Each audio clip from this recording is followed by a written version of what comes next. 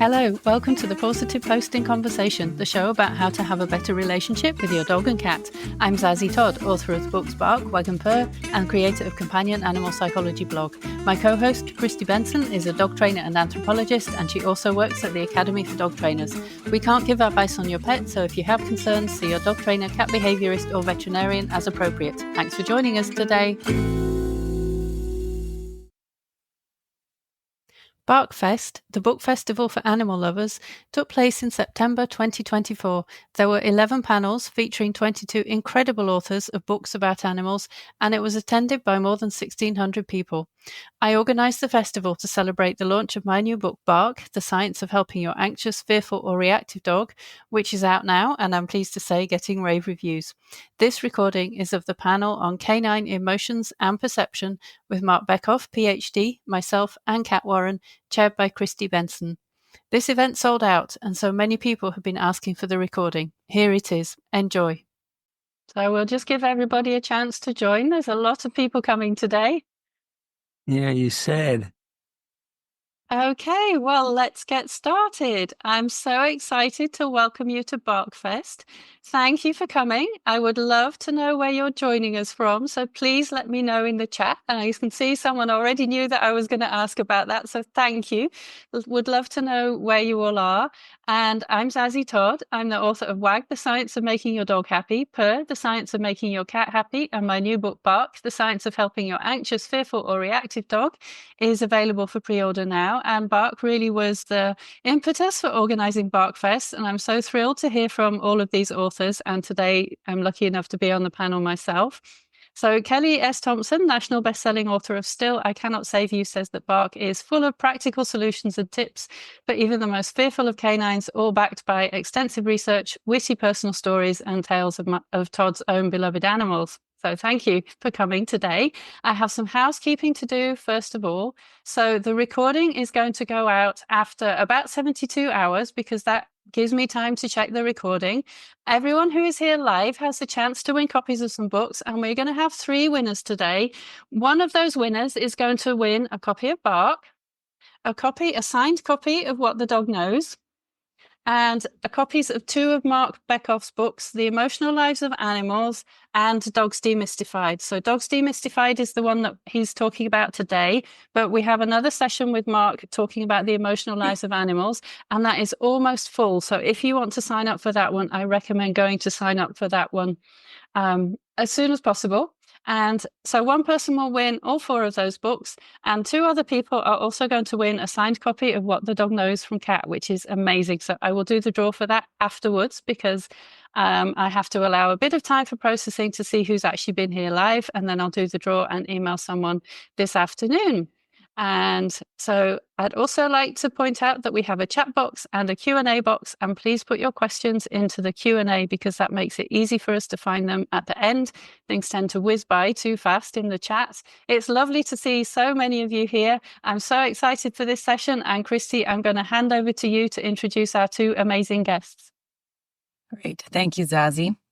So Marc Bekoff is Professor Emeritus of Ecology and Evolutionary Biology at the University of Colorado Boulder. He has published 31 books, or 41, depending on how you count multi-volume encyclopedias, and has won many awards for his research on animal behavior, animal emotions, cognitive ethology, compassionate conservation, and animal protection.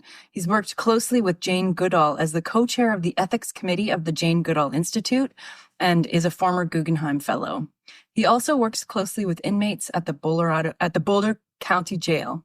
In June of 2022, Marc was recognized as a hero by the Academy of Dog Trainers. His recent books include Dogs Demystified, an A to Z guide to all things canine, the 2nd edition of The Emotional Lives of Animals, and Jane Goodall at 90, celebrating an astonishing lifetime of science, advocacy, humanitarianism, hope, and peace. He also publishes regularly for Psychology Today. Kat Warren is the author of the New York Times bestseller, What the Dog Knows, Scent, Science, and the Amazing Ways Dogs Perceive the World, published by Touchstone. It was longlisted for the Penn E.O. Wilson Literary Science Writing Award. She also wrote What the Dog Knows for Young Readers, published by Simon & Schuster Books for Young Readers. A retired professor from North Carolina State University, she currently researches and writes about scent detection dogs and archaeology.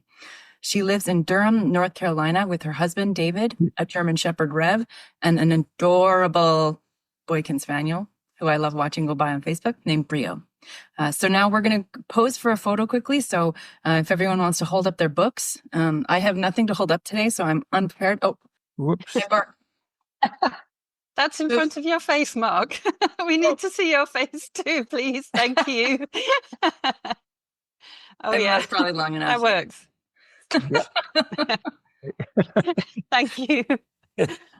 Okay, so we're going to hop right in for questions for Mark. Mark, Dogs Demystified is like an encyclopedia of everything you need to know about dogs. How did you come up with the idea for a book in this format? Well, I came up with it over the years when people would send me questions about what dogs are doing. And I'm an ethologist. And so I take a slightly different perspective on dog behavior. I'm interested in the evolution of behavior. I'm really interested also in the behavior of dogs in different situations, like home dogs, feral dogs, and free-ranging dogs. And I just thought, I did 3 encyclopedias some years ago, and I vowed never to do anything like it again. But I really got into it, if you will. And then Joan Baez, who's a well-known singer friend, she said she would do all the original drawings for it. So I thought, well, might as well do that too. So basically, that's why I wrote the book. Very cool. I love hearing your observations about dog parks and reading about, you sitting in dog parks and watching dogs and thinking about it and getting all these interesting questions. So what's your favorite thing about watching dogs in a dog park situation? That they're running free mostly. And they just have freedom to choose agency, we call it, what they're going to do. I mean, the downside is that sometimes people come to dog parks and all they're saying is no, no, no, no, no. And I actually did a little study of what I call helicopter dogging, if you will. I suppose it's parenting. And really, about 85% of the time, the people there, and this is over many, many years, are saying no or stop or don't do that. But I love seeing dogs run free and just choose with whom to play or hump and mount. Yeah, for sure. I've always met really enjoyable people at dog parks too. So I read a line in your book, and I know we're not talking about this book this time, so maybe I should have punted this question to next session, but it's here anyway. So in your book, The Emotional Lives of Animals, you wrote, what animals feel is more important than what they know, which I just loved. I actually started a blog with that as the title because I love that quote so much. So it's striking. It's so concise. What do you mean by this?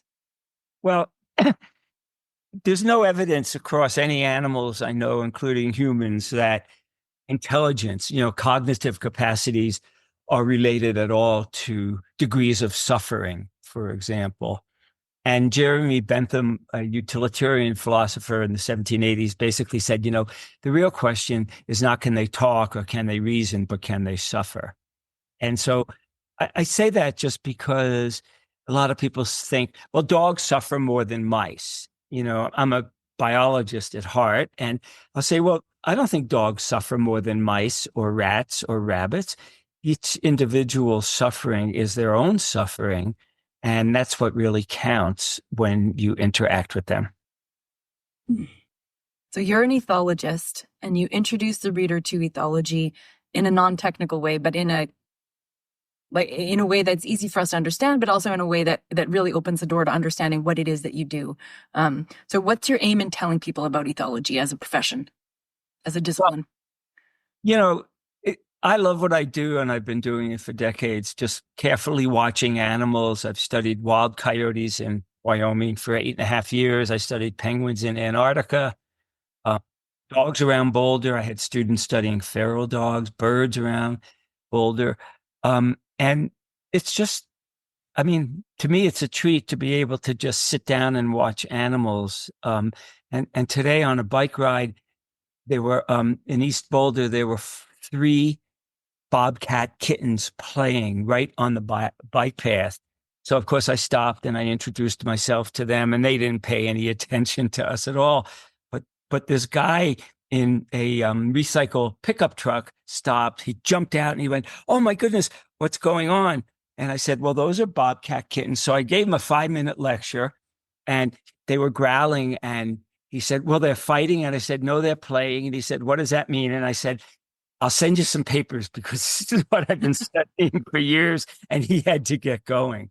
So what I love is watching the animals and, teaching other people, sort of a form of citizen science, if you will.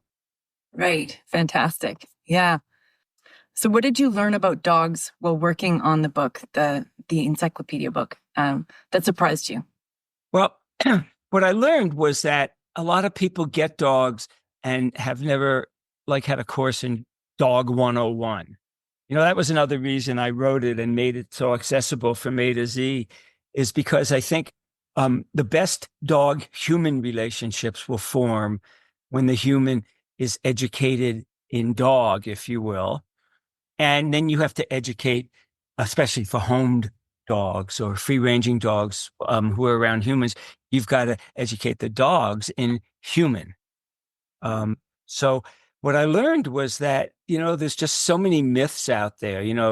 People think dogs are your best friend, or we're dogs' best friends. No, we're not. I mean, dog abuse is pretty rampant, and dogs aren't unconditional lovers. If you've ever rescued a dog who's had a traumatic upbringing, they don't unconditionally love. And I hear a dog agreeing with me, which is nice. So that's basically it. Just trying to get people to, when they look at a dog doing something, to pay attention to body posture, gait, vocalizations, the possibility there are odors there that sometimes we detect and, don't detect. And the other thing, because I am an ethologist interested in the evolution of behavior, is to remember that dogs all come from a common wolf ancestor, if you will, and they still have wolf genes and wolf engrams, circuits in their brain.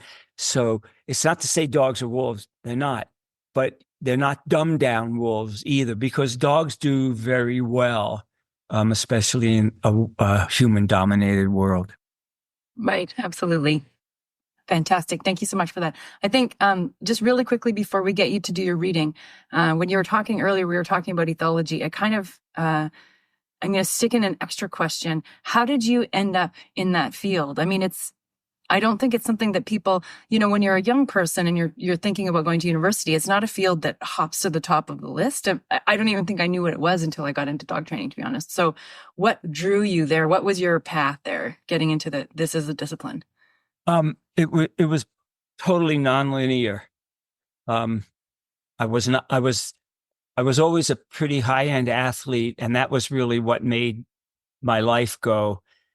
But I grew up, I was born in Brooklyn, New York, and I used to talk to all the animals and ask my folks what they were thinking and feeling. And so that thread was always there. And I spent a couple of years in an MD PhD program, and I decided this is something I really don't want to do. And I went to Washington University in St. Louis as an undergrad, and I left to go into get a master's degree and then go into medical school. And one day I got an alumni news that a man named Michael Fox, who did a lot of the early work on canid ethology, had shown up at Washington University. So I called him. I said, "I'd like to be a student." And that was the beginning of the journey, but it was nonlinear. Interesting. So yeah. So next up, I think we're going to get you to do a reading for us. If you want to let us know what you're going to read, and I will go off camera and we'll all listen to you do your reading. I'm just going to read from the beginning of Dogs Demystified, and mainly I'd like to just introduce it to you all. I've already said that I'm an ethologist, so the book is centered on probably 800 entries from A to Z. It's an easy to read, easy to use A to Z guide, a canopedia of all things dogs. It largely focuses on dog behavior, what dogs do and how and why they do it, in order to help you see, appreciate, and respect dogs for who they are and not what we want them to be. So a side note here, of course, is that all dogs are individuals and have individual personalities. So there's no individual or no the dog. There's just a whole lot of variation in their behavior. And it's called Demystifying Dogs because a large part of demystifying our canine companions is understanding how they sense their world, which is rather different from how we sense our world. And I hope this guide helps you get eye to eye, nose to nose, and ear to ear with dogs. And getting a good handle on what is happening inside a dog's head and heart is how we can minimize the border between them and us. So a side note there is, and I firmly believe this, that the more we know about dog behavior, the better human-dog relationships we can form. And it's really a potpourri. There's art, culture, ethics, animal welfare, well-being, conservation, and spirituality in here. And I write a lot about cognitive ethology, which is the study of animal minds, what's in them and how they work. So I will just go on a bit more. And so as an ethologist, I'm interested in questions of evolution, which I've already mentioned that dogs come from a common ancestor, and I'm really interested in how their different behavior patterns evolve and what they're good for. And that would be adaptation. And adaptation basically refers to how an individual adapts to their current situation. What causes behavior? It could be neuronal, hormonal, or just a stimulus out in the world that they hear, see, or smell. And one of the great things that I learned as an ethologist early on doing field work is that ethologists have developed the idea of composite signals. So a tail wagging in one way may mean something, but you've got to pay attention to the whole dog, their head, their ears, their gait, their posture, their tail position, whether their head is cocked, how they're sort of turning their head to locate sounds and or odors. So the other thing is that people are always asking me questions. And when somebody says, I have a stupid question, that's when I really freeze, because the fact of the matter is there's no such thing as a stupid question. So, I mean, that's pretty much it. The book was a lot harder to write than I ever thought it would be, but I'm pleased the way it came out. Fantastic. Thank you so much, Marc. I will now ask questions of Zazie. So Zazie, about Bark, your latest book, why did you write this book? I wanted to write something that was following the same pattern as WAG, namely bringing canine science to people, but for people with fearful dogs. And there was a long time when I was volunteering at my local shelter and working with a lot of dogs there and with people who came to adopt the dogs and writing behavior plans for the dogs and so on. And I thought there are some really good books, especially Dr. Patricia McConnell's books. So we had the pleasure of speaking with her yesterday. But I wanted to bring something that brought modern canine science into it, because there's been such an explosion of studies about dogs. And as I found when I was writing WAG, The Science of Making Your Dog Happy, so much of it is relevant to our everyday life with dogs. But the thing is, a lot of people have fearful dogs. And one of those recent studies shows that almost 3/4 of dogs have some kind of fear or anxiety. And I know that people with fearful dogs really, really struggle. And so it's important for them to have good advice. And especially because there's so much as Mark alluded to, so many myths about dogs, so much bad advice out there about dog training. So I wanted to put something that was practical, that was up to date, and which shared the best of what we know so far about dogs and how to help a fearful, anxious, or reactive dog. So it's full of practical tips, and that was my impetus for it. But really, I also wanted to bring the science to it because I find that so fascinating. Yeah, for sure. And dogs deserve good science. So can you tell us about a time when you had a fearful or anxious dog and what you did to help the dog in your care? So I have quite a few stories about my own dogs in Bark, and it's probably best to share one of those. So I used to have a dog called Bodger, and I wrote about him in WAG, but he's also mentioned in Bark as well. And when he first came to live with us, he was terrified of being touched, basically. He did not want to be petted. And if we looked at him, he would growl. And I was like, why is he growling when I'm only looking at him? But it was because he was worried that I might touch him. And in the early days with him, we had to take him to the vet with he had a thorn in his paw, but we couldn't get to look at his paw. And so this was a while ago. And so it took 4 people to sit on him at the vet in order to be able to look at his paw. They wouldn't do that now, I hasten to add. But that was how people did things then. And so he was really hard to handle. And then I was a student at the Academy for Dog Trainers, which was amazing. And one of the assignments there was to train a dog for vet handling, basically to sit still and be comfortable with being handled at the vet. So a lot of people do this and it's a breeze, especially if you pick a puppy to do it on. It's super easy and you set that puppy up for vet visits for life. But I thought Bodger needs this, so I have to do this with Bodger. And so it was very slow. And at one point I thought I was going to fail out of the academy because it was so slow. Everyone else had something. There's a retrieve is one of the other assignments. Everyone else struggles with that one. With Bodger, that was easy. The retrieve, really, it wasn't that hard. But the stay for a vet exam, I thought, this is impossible. How am I ever going to teach Bodger to do this? So it was really good practice for me in learning how to work very slowly, to have really good mechanics.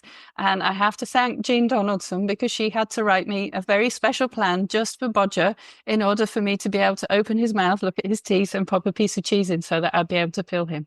And that took ages. And I felt like a terrible trainer whenever I made a mistake because he would snarl and snap and growl at me. So I had to really go very slowly. And later on, much later on, I was so glad I had done that because Bodger became very ill. Actually, he had hemangiosarcoma and we decided to try chemotherapy with him. And at one point he stopped eating and he was nauseous because of the chemotherapy. And our normal route for getting pills into him was to put them in food, but he wouldn't eat a thing. And so I had to remember that we'd done that training plan. I foolishly hadn't worked on it since, and I should have worked on it from time to time to keep it going and keep him happy with it. But thanks to having done that, and I think thanks largely to Jean Donaldson, we were able to get a pill in him, my husband and I together, so that he stopped being nauseous. And so I think that's one of the hardest things that I've ever done was actually with my own dog was trying to teach him to let me touch him. Yeah. It's a good reminder about what our clients are working with sometimes. Yeah, I think so. And it can be really hard. And the technique matters a lot. And if you get it wrong, it doesn't help at all. So yeah. Yeah. So a very smart dog trainer told me once about herself, that anxiety seeks a target. In other words, she feels anxious first. That's a thing she has. And then she sort of casts around, her anxiety sort of casts around looking for a target, And it was coming out of this conversation because she was expressing, I have anxiety about the fact that you're doing this, Christine. I'm like, do you want me to do something different? And she's like, anxiety seeks a target. Like, it's not going to matter if you do something different. I'm just in an anxious state. And I was like, it really opened my eyes having it framed like that. Like, okay. So I can't just make you feel better by doing something different. So can you talk, I know you talked about this in Bark, but can you talk about the difference between anxiety and fear, and is it the same in people and dogs? Yes, and a lot of what we know about fear and anxiety in dogs actually comes either from research on people or from research on rats and mice. So a lot of the research on fears and coping with fears, it comes from those two things, not so much on dogs. So when we talk about fear, fear is that reaction we have to something that is actually dangerous, whatever it is, like a car coming at you or a bear about to attack you or whatever. And it can therefore be a useful emotion in some cases because it helps to keep you safe, or it helps your dog to stay safe in the face of something that's dangerous. Of course, it can be inappropriate for that situation, and that's when it might be a problem. Anxiety is more when there is a perception of something being dangerous or not safe, but actually that's not really the case. It doesn't really match the circumstances, and it can be very long lasting. And in the case of anxiety, a long lasting anxiety, it can be actually quite bad for the person's health. It can make it, or for the dog's health, because it can just make normal everyday life for the dog quite difficult.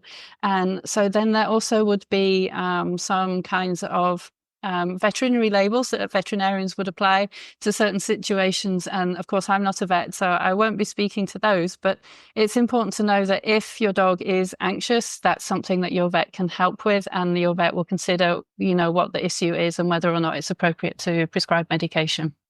Mm. So, good agrees. Dog in agreement.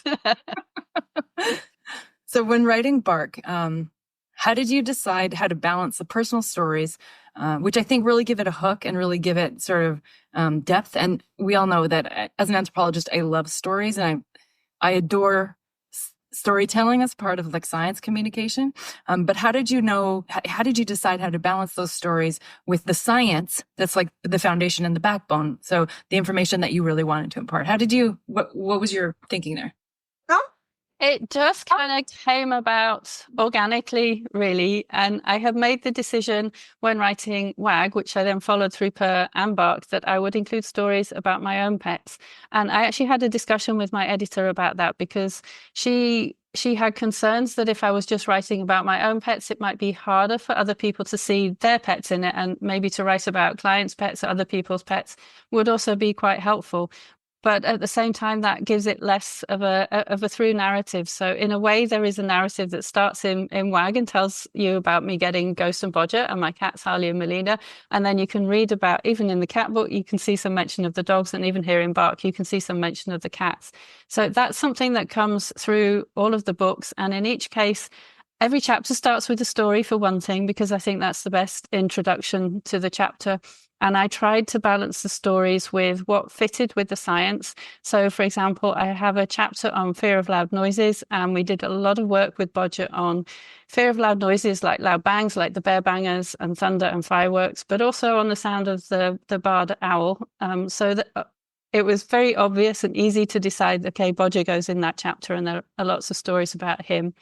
But then also, when people bring home a new rescue dog, often it can take them quite a while to settle in. And we had recently brought Pepper home.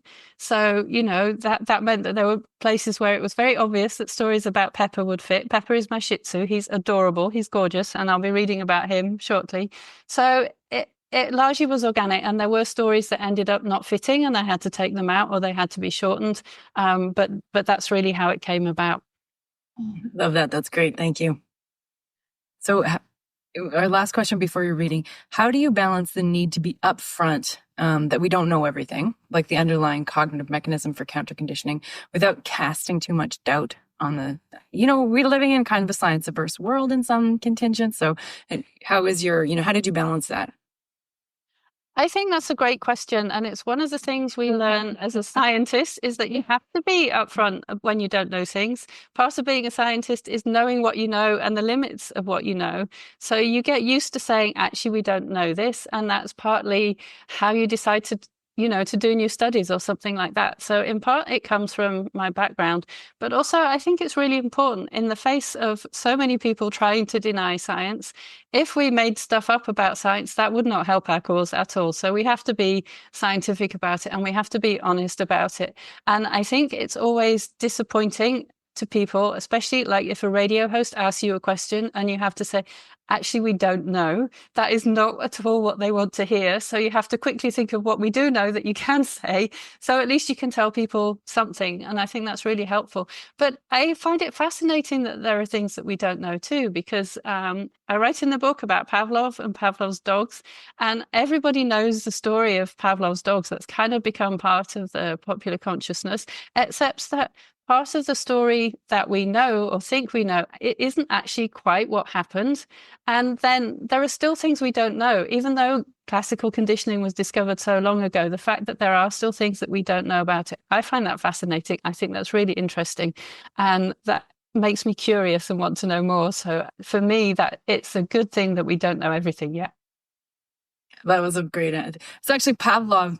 Thinking about Pavlov is kind of what made me think of that question, because a while ago I read that Pavlov didn't use a bell, he used a tone. And then every time I write Pavlov's bell since then, I'm always like, oh, I'm lying to my adoring public. And it makes me so uncomfortable, to say nothing of how Pavlov treated those dogs. So yeah, great answer. So I'm gonna go off camera now, and we're gonna have you do your reading. So if you want to introduce what you're reading, and we'll all give it a listen. Okay, so I'm going to read from the start of chapter 2 of Bark, which is about how Pepper came into our lives.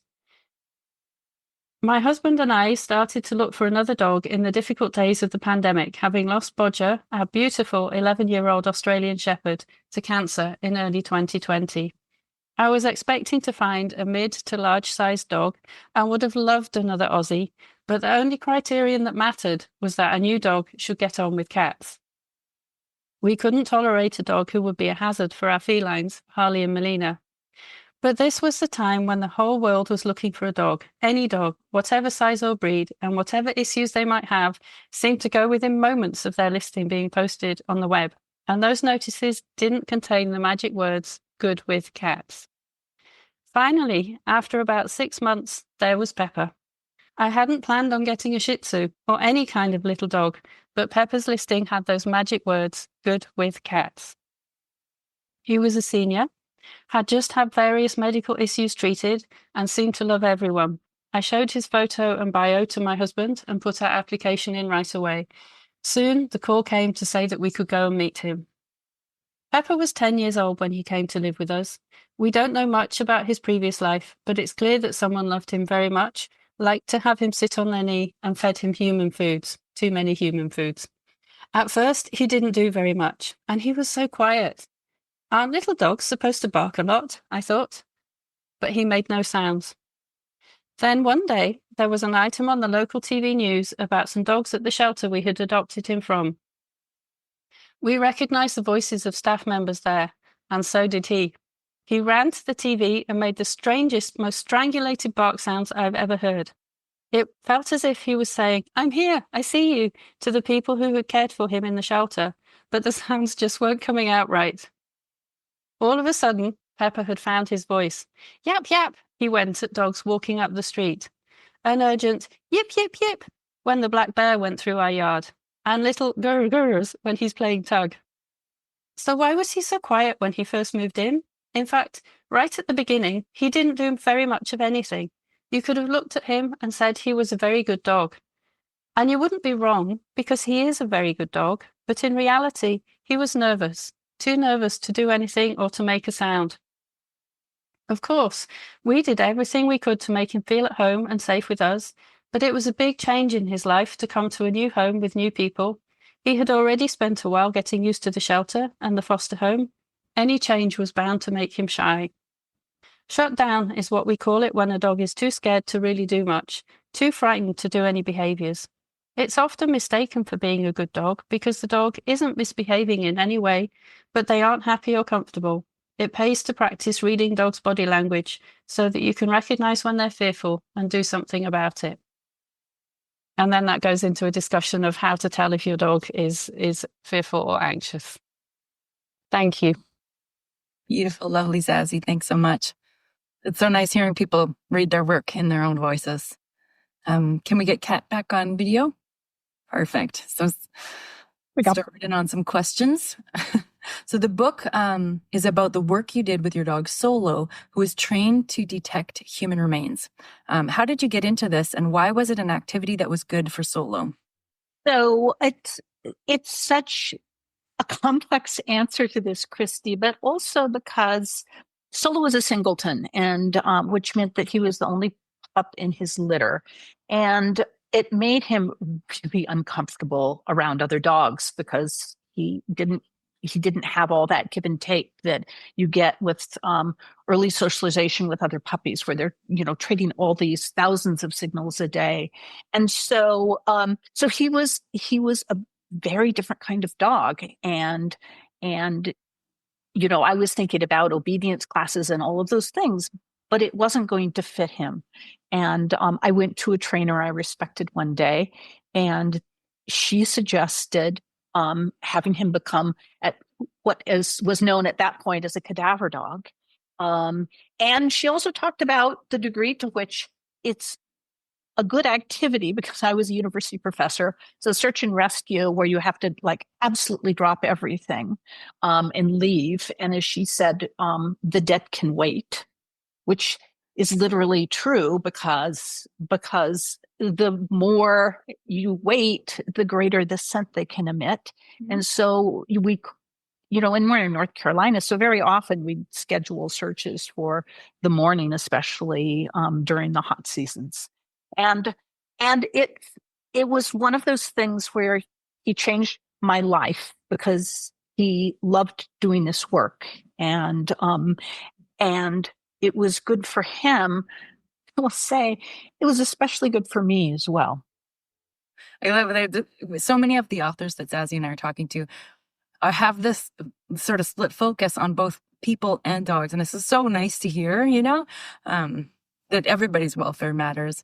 So as a little quick follow-up, what kind of dog is scent work suited to?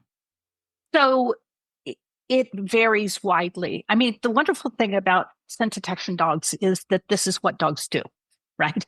Dogs have noses. The vast majority love to use them. And it's fine a way, Christy, that stuff like nose work has taken off as, where dogs are searching for clove or birch or anise is a scent, because it can really help. It can really help the dogs sort of come out of themselves. And so there are all sorts of dogs who can be good at this. And so in some ways, what are the dogs where they're more limited? Well, the brachycephalic dogs, right? The flat snouts, right? Where they get overheated so quickly. It's a welfare issue overall. But I've seen boxers that are just amazing scent detection dogs. So there's no hard and fast rule. Right. Awesome. What kind of training did you do with Solo to get him ready to go out on searches? To bring it back, Christy, to it's about the human. What kind of training did I have to go through to be ready to go out for searches? The fact is he was a dog who actually took to this work, who loved this work. It took me 1.5 years, mostly because there was so much for me to learn. He was my first scent detection dog. I was lucky enough to be mentored by canine law enforcement people who were just so good and knowledgeable. And so the 1.5 years that it took was really all about me. Mm-hmm. It's true that dogs need to undergo training in all sorts of different situations, and human remains scent is super complex. It's human scent itself is really complex, but human remains scent is very complex. And so you're looking at sort of a range of conditions and a range of kinds of decomposition that you need to get the dog accustomed to, so that you're comfortable to say, we're ready to deploy. Mm-hmm. When you first answered that, I had this image of you in like a G.I. Jane situation, doing like pull-ups and wearing fatigues. Yeah, you bet. No, you bet. Well, camouflage, right? So in a real search, the dog isn't necessarily going to find something. So as a trainer, how do you deal with that? So it's true that on searches like this, 9 out of 10 times, you're not necessarily going to find someone or something. The areas that you clear are incredibly important, though, because if you think about it, can be as important to know where somebody isn't as well as where they actually are. And the fact is that dogs need to get accustomed to searching for a long time with blank areas. And so that's That's part of the training. But I will also say, Christy, that part of this is that scent detection dogs love to hunt, right? And so if you think, when Trisha was talking yesterday about herding dogs, the act of hunting in itself can be rewarding and pleasurable for a dog who loves doing this. And so that notion that there's this end result where they get the toy reward, the fact is that they're getting rewarded all the way along. And so I found ways to praise and to have them keep going. But it's also true that when you're doing that kind of work, you're out for little sections of time because the dogs will overheat and all of those things. So you're going out and you're clearing areas, you're cooling them down. And in between times, you can find ways to play with them and reward them. So it was never an issue. Fascinating. So working with cemeteries and deceased people is heavy and hard, and working with racialized people in these scenarios even more so. And I know part of my work as an anthropologist, I mapped a couple of cemeteries in a small Indigenous community, and I found it really hard, like my heart got involved in a way that I didn't expect. I expected to just go in and treat it as a mapping exercise, but instead found myself feeling emotional, which, in retrospect, of course I did, but I remember feeling a little bit surprised by how much I was feeling. So how do you keep your heart protected, but in this game? It's a really complicated question, and I think it's a complicated answer, and I think it's different for everybody. I will say that currently I'm not deploying a dog. The fact is that when I was using Solo for searches, it was so incredibly important that he have a good time doing these searches that I would set aside my emotions for the time that we needed to do that. And there's also, Christy, and I mean, I think you know this as absolutely as well as I do, that there's empathy, right? But the tragedy isn't your tragedy. Okay. The death of somebody, the death of a family member belongs to somebody else. And so it allows me in a way to set that aside. And I think you will, as well as I do, that in working with burial grounds and with people who have suffered great harm, at the hands often of us, that it's so important to it is a kind of justice work, right? And so you do get involved, but when you're working with dogs, you need to make sure that they're having the time of their life when they're doing that work. Right. Yeah, that adds a whole extra layer, I guess. It does. And after a homicide search that would be really difficult, usually it would be a few days later that I would start snapping at my poor husband. What we do. It's how we deal. Yeah. Makes perfect sense. So after the success of this book, you wrote a young readers edition. What was the process like of working on a version for young readers? I cheated, Christy. I thought, you know what? I kind of need a focus group. I sent the adult book out to a bunch of kids who love dogs and love reading, who were in that age group. And their task was to do two things. Tell me where they were bored and tell me the spots where they were too frightened.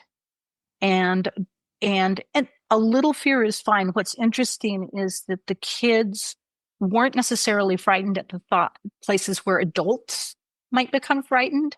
And so it really helped create, right?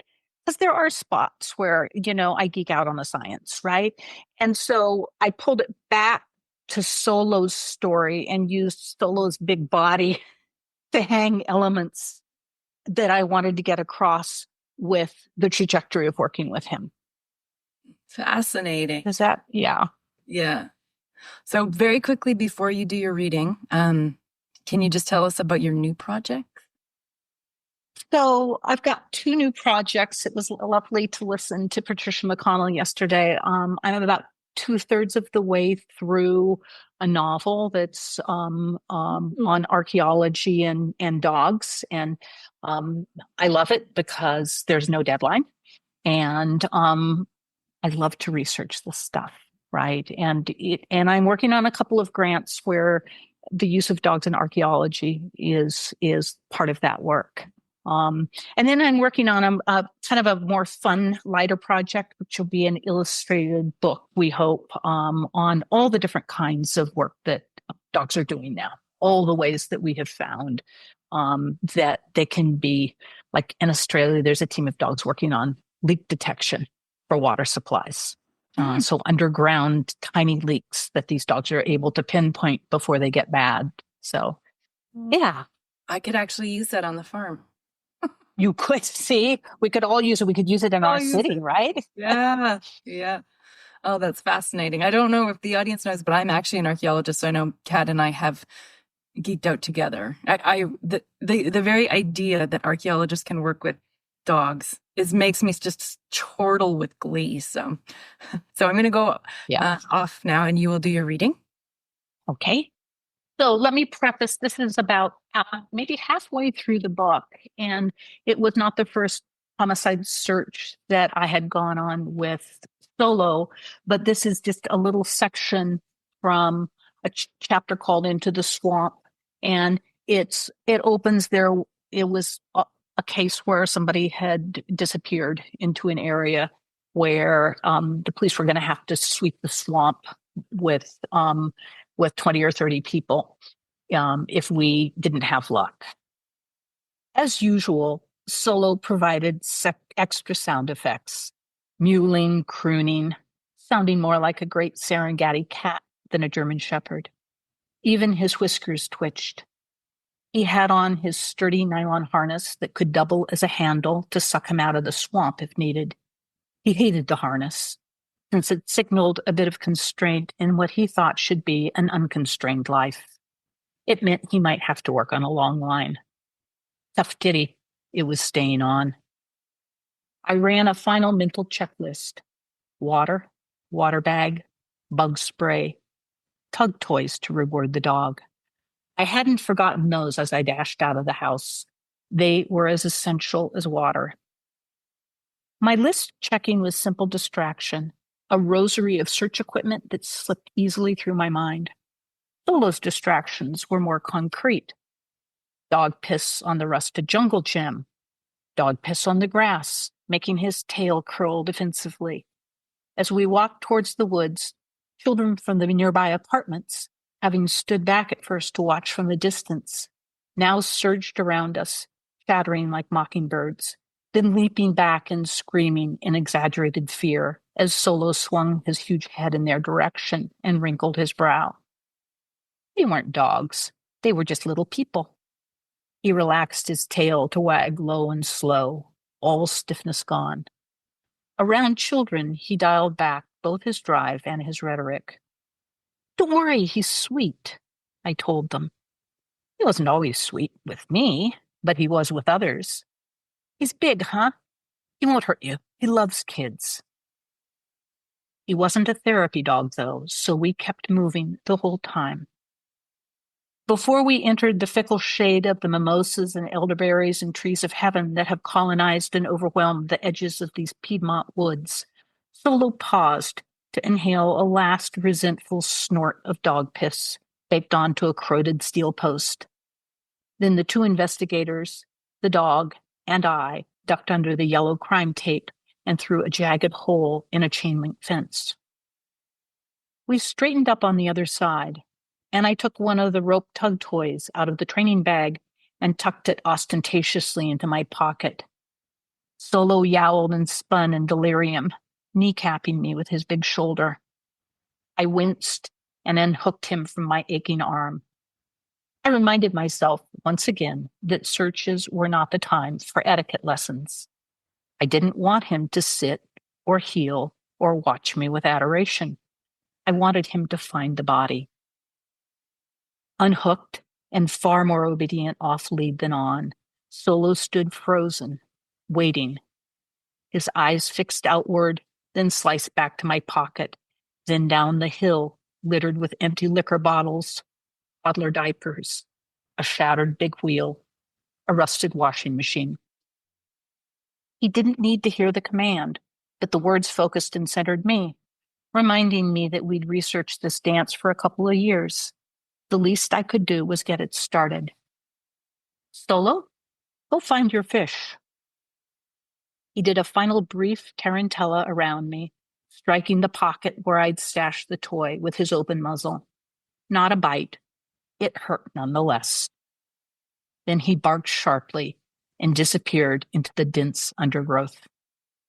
Oh, thank you so much. It is so great hearing, you speak in your own voice. So we'll get all the authors back on camera. Marc, if you want to. Perfect. So we have a plenary question that we're going to ask everyone. So I will start with Zazie. So what brings you hope for the dog-human relationship? How many people want to learn more about their dogs and how to help their dogs? And in fact, all the people who've come and signed up for BarkFest and all of the amazing authors who are taking part in it, because everybody is so keen to learn, to hear everybody talk. And it's just fantastic. It brings me a lot of hope. Perfect. Marc, what brings... Zazie hit it. All the questions that come into me that over the years have become much more sophisticated. Which means that at least I think more and more people are learning more and more about dogs. And what gives me hope is when I ask people a question about their dogs and they say they don't know, because I wrote an essay called "The More I Know, the More I Say I Don't Know." And so it's not meant to be off-putting that it's so complex. I mean, it is more complex than a lot of people make it out to be. But I love that more and more people are asking ethological questions, if you will. So I just say, go to a dog park, pull out your iPhone or whatever thing you carry, and they take videos, they analyze them, and they send them to me. And I love it. And I have a whole lot of people looking at scent marking patterns and humping and mounting patterns, because you're not going to get a federal grant to study humping and mounting. But really, that's what gives me hope, is how many people, I mean, because of all the work that you all do, and other participants in this series are putting it out to the public, and people are getting keenly interested. And the bottom line for me is that the more you know, the better that will be, if you will, the dog-human relationship. So that I love that. I love that too. And I honestly think that your generosity of spirit with answering questions for people, it does such a service for ethology as a discipline, to be honest. So Kat, what brings you hope? Well, I mean, I can only second what Zazie and Marc said. And I see it actually every day sometimes when we're just driving, and more when I see a person walking with a dog, you can actually see the relationship between them. And it feels as though, now remember, it's a small portion of the whole dog population, but I actually can see the progress in people when they're going out with their dogs. They are more connected, or they are on harness, or the dogs are being allowed to sniff and explore a little bit. So all of those things. And then one final thing is that the science is really interesting, and we are starting to learn. And dog training is actually getting better at that sort of upper end. Ade Schoen, who's a marvelous trainer in the Netherlands and has done a ton of work. She and I love this quote. She said sometimes that she can almost see a dog thinking, "Is that all you want me to do? I can do so much more." Right? And I think that's really hopeful. Yeah. I love it. Thank you guys, all of you.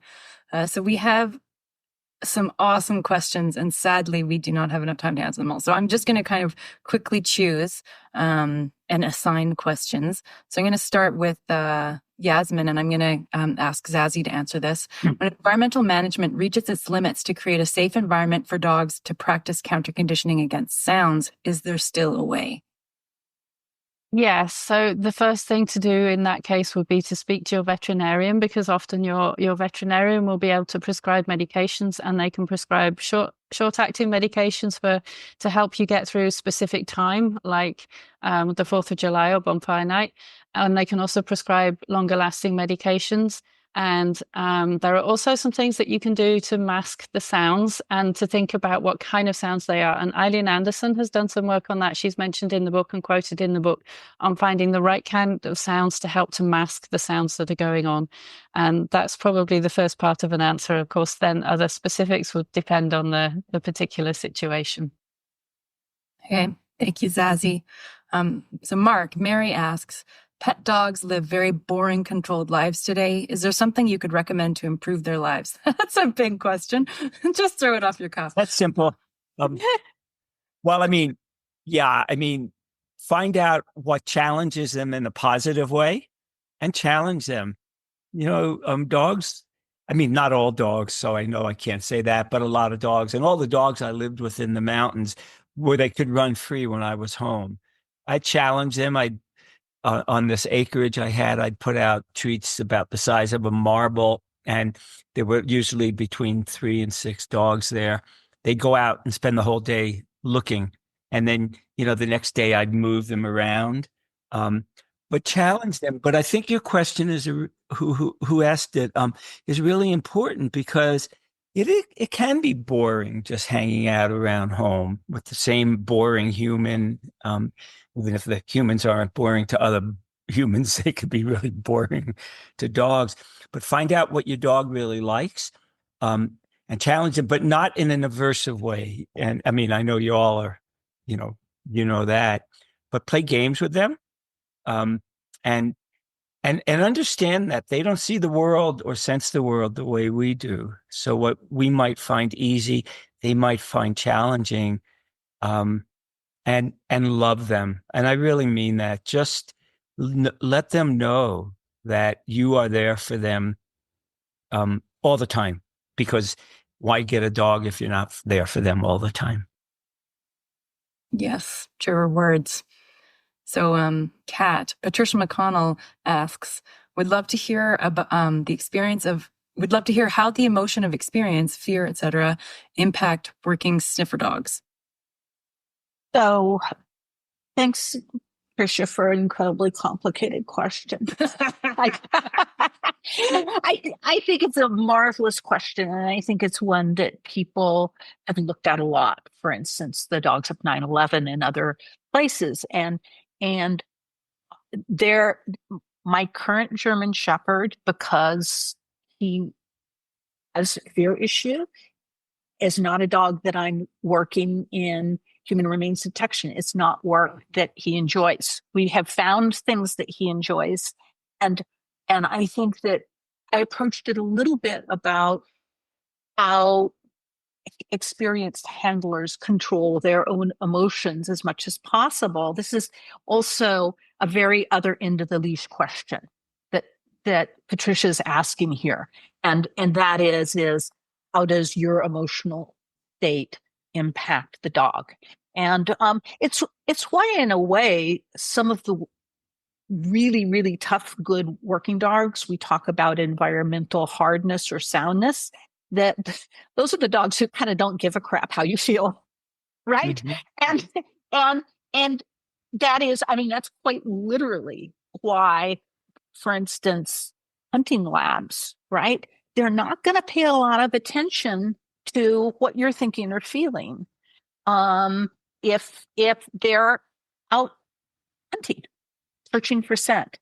And I think it's something to keep in mind. It's also why, in a way, if we think about partnerships, right, with working dogs, that to be very good partners, you have to the degree possible, divorce yourself and trust the dog to be doing their part while you help them lead and do their part, right? So it's a marvelous question, and I'm gonna stop it there because I know that we're short on time. But thank you for that.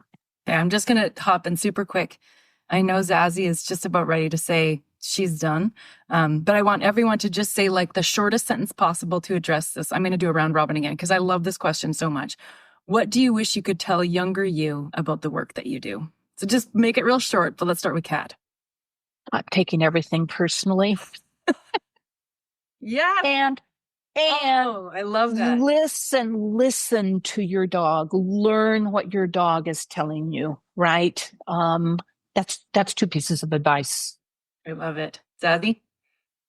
I would say I would never have imagined that I would have ended up working with dogs. So I would just say go with things. When you see opportunities for things to change, your life can change in ways that you can't imagine. Just go with it and enjoy it when you get those opportunities. Perfect. Marc? Follow your heart and follow your dreams, and don't let anybody tell you you can't do what you really want to do. Beautiful advice. I'll pass it now back over to Zazie. Thank you for putting up with me questioning. Thank you, Christy. And a huge thank you to everyone who's joined us today. Special thanks to Marc Bekoff and to Kat Warren for talking about your books and for such beautiful readings. And it's been wonderful to hear you. And thank you to our audience for coming. Thank you to Christy for doing such an amazing job of hosting. And also to my publisher, Greystone Books, for some help behind the scenes. So in a moment, when the video has processed, I'm going to be doing a draw. So just a reminder, one person has a chance to win a copy of my new book, Bark, which is out on the 1st of October, and it's available for pre-order now, of Kat's book, What the Dog Knows, and that's going to be a signed copy, a special signed copy, and of two of Marc Bekoff's books, The Emotional Lives of Animals and Dogs Demystified as well. And then 2 other people are also going to get a signed copy of Kat's book, and it has it's very special in the way that it's signed, because it includes a nose print. I'm very lucky. I have a signed copy. I love so it. just to show you what some people are going to win, which is amazing. And those can go globally to anywhere, wherever you are. So this is not the end of the conversation. I'm sorry we couldn't get to all your questions, but I think we'll try and get Kat back at some point. We have Marc Bekoff coming back. So if you haven't yet signed up to hear Marc talking about the emotional lives of animals next week, do so now. I also just want to highlight all this other sessions coming up, they still have room. And we have a session, our next session is on Thursday, and that's with canine crime and mystery authors, Anthony Johnston, Louisa Scarr, and Philip Schott, DVM. And if you like reading about dogs doing the kind of work that Solo does, you can find those in that book. So they are all novels in which a dog has an important role, and in some cases a sniffer dog, and they're adorable dogs. So that's on Thursday. So please be sure to sign up to that one as well. And then finally, thank you so much to all of you. A special thanks again to Marc and Kat, and hope to see you next time as well. Thanks, everybody. Thank you, Christy. Everybody, nice meeting you. That was lovely. Thank you all for coming. Really great. Thank you. Thank you for listening to the Positive Posting Conversation. If you liked this episode, please subscribe to the show and write us a review via your podcast app. For the show notes, visit companionanimalpsychology.com. This show was produced by Zazie Todd. The music is Melody from Paris by Studio Le Bousse. See you next time.